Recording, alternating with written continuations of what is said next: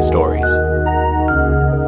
Tonight, we will read for you a story based on the wonderful game Animal Crossing: New Horizons. So sit back, relax, and enjoy this video game story as you fall into a peaceful sleep. Enjoy.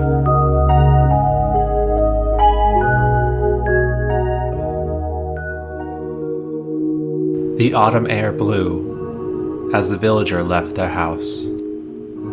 It was slightly chilly as the breeze gently touched their skin.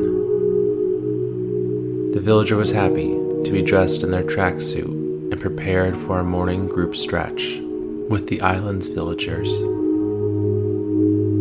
Leaving their home and following the path in front of them, the villager walked down to the center of their island, where the town hall proudly stood. As the villager crossed over the river using the stone bridge, they saw their fellow villagers waiting outside. Boone and Genji, both using their personal dumbbells, had already been working out prior to everyone waking up. Their dedication to working out was unmatched by anyone on the island. Somewhat close by was Stitches and Zucker. Food wrappers laid next to them as they slept soundly on the cold ground. The villager was surprised to see them out of their homes so early. They knew the only villager who could wake them up was Freckles. Freckles was in front of the town hall, practicing her superstar dance moves, for one day, she believed, she would be world famous. Watching Freckles practicing her dance moves from a ways away was Anka. She flipped her hair away from her as she complained out loud about the cold weather and how it was affecting her skin complexion. Also, seemingly staring at Freckles dancing, was Coco. It was somewhat hard to tell if Coco was truly looking at Freckles or something else entirely. Loudly talking near the villager were Raymond and Phil, as they discussed their movie scripts and grand ideas that they believed would take off with the right investors. From behind the villager walked Dobie. He slowly walked up and greeted the villager with a smile before continuing forward towards Coco to greet her. Dobie looked out for Coco to make sure that she always felt welcomed and accepted. As all the villagers had gathered, Tom Nook himself, along with Isabel, joined the crowd. Tom Nook and Isabel, also in their tracksuits, greeted everyone a good morning as they took their tape deck out and prepared it. All the villagers got into their positions as they began to follow along to the morning stretch. Wide smiles were on Boone and Genji's faces as they secretly competed against one another. Stitches and Zucker could barely keep their eyes open, let alone lift their knees and move their arms up and down.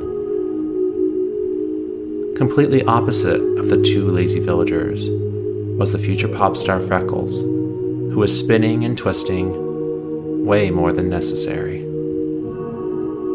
Anka was putting little effort in so as not to sweat too much, as Coco was able to follow along perfectly. Dobie struggled a little bit to keep up, but had a smile on his face the entire time. As the group stretching finished up, all the villagers congratulated one another on a job well done. Even though all the villagers were different in personality and style, they all got along well. Stitches and Zucker slowly crept back to their houses and fell asleep in their beds. Boone and Genji took off sprinting to the beach to run laps around the island. Dobie waved everyone goodbye as he left to go home and have his morning cup of coffee. Phil and Raymond left together to go to the Able Sisters clothing store to try on the new looks on display, as Anka and Freckles left for Nook's Cranny to go shopping. Coco stayed behind at the town hall, waving goodbye to everyone as she waited for KK Slider to arrive and set up to perform. The villager went off, looking for any fossils buried in the ground to be discovered. As they searched the area, the villager noticed someone laying on the sandy shores of the beach. Running closer, the villager realized that it was none other than Gulliver, the sailor. The villager shook Gulliver for quite some time before the sailor finally awoke from his deep sleep. You wouldn't think Gulliver was worried by his carefree attitude, at least until he realized his communicator was missing parts and wasn't working. This was typical Gulliver, as the villager couldn't help but smile at the lovable seagull. Pulling out their trusty shovel to help find the communicator parts, the villager began to dig up the sand. Gulliver was still frantic, as the villager was able to get all the communicator parts, and, to Gulliver's extreme joy, fixed his communicator. The happy sailor hugged the villager in delight as he called for help from his crew. As always, his crew never replied, but it never got Gulliver down. He walked around the shoreline as happy as could be as he waited for his crew to arrive. The villagers said their goodbyes as they ran off. After spending the day hunting for bugs, catching fish, and hanging out with island friends, the villagers scurried across the island. They noticed Coco at Town Hall, mesmerized by KK Slider's guitar playing. As the villager ran, they remembered that they had seen signs of something buried in the ground the day before, but didn't have a shovel on them at the time. The villager arrived at the spot where there was a starfish-shaped crack in the ground. Using their shovel once more, the villager dug into the ground carefully. Pulling the dirt up with all of their might, a smile grew on the villager's face as an unidentifiable fossil lay buried in the ground. The villager carefully pulled the fossil out and ran quickly to the museum. Up the museum stairs and quickly inside, the villager entered so fast and abrupt that poor Blathers the owl was startled out of his peaceful slumber. Blathers was the director of the island's museum, and he usually slept during the day, which is typical for owls. It didn't help, though, when eager young villagers entered too quickly to get their fossils examined. However, Blathers didn't mind this. The happiness the fossil brought the villager filled Blathers with glee and joy. History was one of Blathers' favorite things, and sharing that joy with others felt wonderful. The villager quickly pulled out the fossil and handed it to Blathers. The owl examined the ancient specimen as he announced that it was an Ammonite. Blathers went into great detail about the Ammonite and all of the information that had been discovered about it. The villager smiled with glee listening. As the museum director finished his informing, he stated that the museum had not had any Ammonite donated yet, and asked if the villager would be willing to part with it. Without a second thought, the fossil finder gave Blathers the okay to keep it. The owl smiled as he carefully put the fossil on display. As the villager exited the museum, they realized that night had begun to fall as the sun began to hide behind the horizon. They ran back to Town Hall to catch the performance of the one and only KK Slider. As the villager ran, they saw an exhausted Boone and Genji, who had worked out all day, collapsed on the beach, trying to catch their breaths.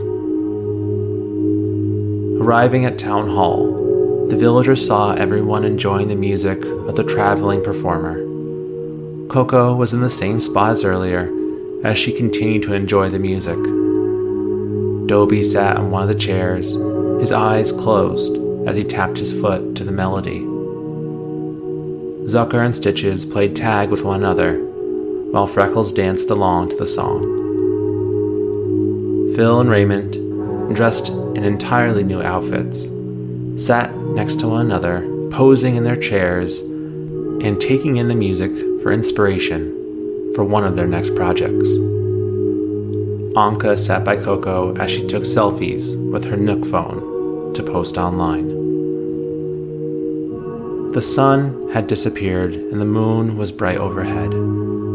Everyone, in some way, was enjoying themselves in one another's company. A tired Genji and Boone slowly walked up to join everyone, their muscles screaming from exhaustion. As they struggled to sit in their chairs from their tired legs, everyone smiled as KK continued to sing. The villager looked around and smiled at all of their island friends.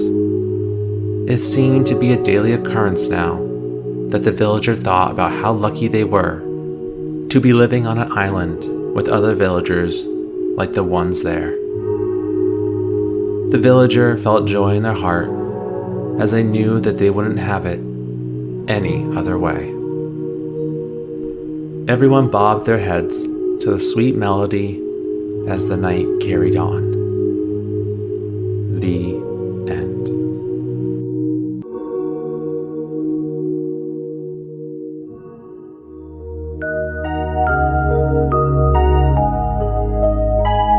Thank you for joining us for another episode of Bedtime Stories.